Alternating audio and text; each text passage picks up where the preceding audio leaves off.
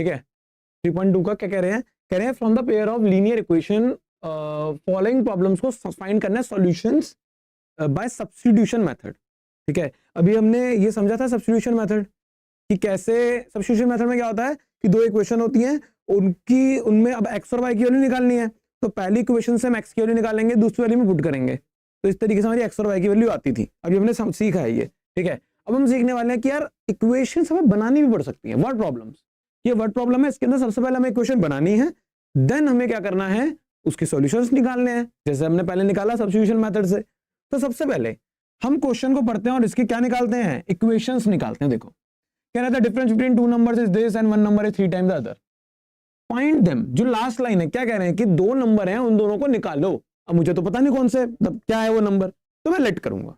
तो मैं क्या करूंगा, let first number be x और second number be y. First number को मैंने एक्स लेट कर लिया, सेकंड नंबर को वाई। अब लेट करने के बाद हम देखते हैं कि क्या बोल रहे हैं। कह रहे हैं difference between two numbers is 26। तो इसका मतलब क्या है, दोनों नंबर में जो डिफरेंस है वो क्या है, 26 है। दोनों नंबर का डिफरेंस क्या है, 26 है। तो एक इक्वेशन तो यही हो गई आपकी। दूसरी इक्वेशन है one number is 3 times the other, मतलब अगर एक नंबर जो है वो 3 गुना है अदर के, मतलब समझ रहे हो मेरी बात, कि इफ वन नंबर मतलब एक्स क्या है, वो 3 गुना है दूसरे के।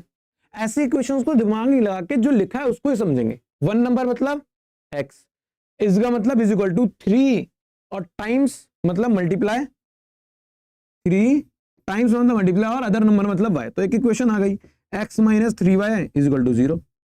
चाहे तो उसको ऐसे लिख दो, बस दूसरी इक्वेशन है। चाहे तो उसको ऐसे यूज कर लो, चाहे तो उसको ऐसे यूज कर लो, कोई भी दिक्कत नहीं है। समझ में आई, दोनों इक्वेशन हमारे पास आ गई हैं।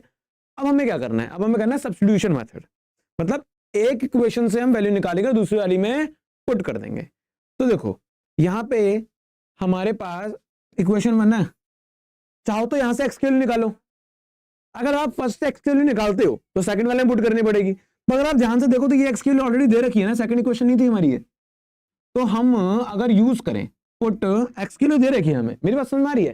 देखो ऐसा कोई हार्ड एंड फास्ट रूल नहीं है कि फर्स्ट से ही वैल्यू निकालनी है सेकंड में पुट कर, नहीं नहीं नहीं, आप चाहो तो सेकंड से ही वैल्यू निकाल सकते हो। जैसे यहाँ पे एक्स की वैल्यू 3y दे रखी है, अभी सेकंड इक्वेशन से वैल्यू निकाली है तो पुट कर देंगे फर्स्ट में, समझ गए, इन फर्स्ट। मतलब हमारी जो x माइनस वाई इक्वल 26 दे रखी है, इसमें आप x की जगह पे क्या पुट कर दोगे, 3y minus y is equal to 26, तो हो जाएगा 2y is equal to 26, y is equal to 13 आ गया।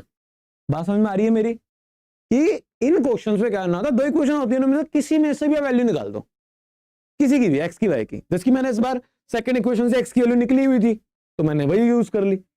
अब सेकंड इक्वेशन से वैल्यू निकाली तो किसमें पुट होगी, फर्स्ट में। ये रूल है, समझ गए, पुट करके आंसर आ गया। अब इस y को पुट कर दो, put y is equal to 13 in second, तो x। अच्छा इस y की वैल्यू का ऐसा कोई रूल नहीं है, ये किसी में भी पुट हो सकती है, फर्स्ट में सेकंड में, कोई दिक्कत नहीं है। अभी फिर भी आप थोड़ा याद कर रहे होगे चीजों को, एक बार आपका फ्लो बन जाएगा ना, आपको खुद ही महसूस नहीं होगा, आप अपना भी कर लोगे। 39 x की वैल्यू क्या हो गई, 39। बात समझ में आई। इस तरीके से ऐसे क्वेश्चंस को करना है, वर्ड प्रॉब्लम आएंगे, पहले क्वेश्चंस बनानी है, then you have to substitute that. ठीक है भाई, आगे बढ़ते हैं।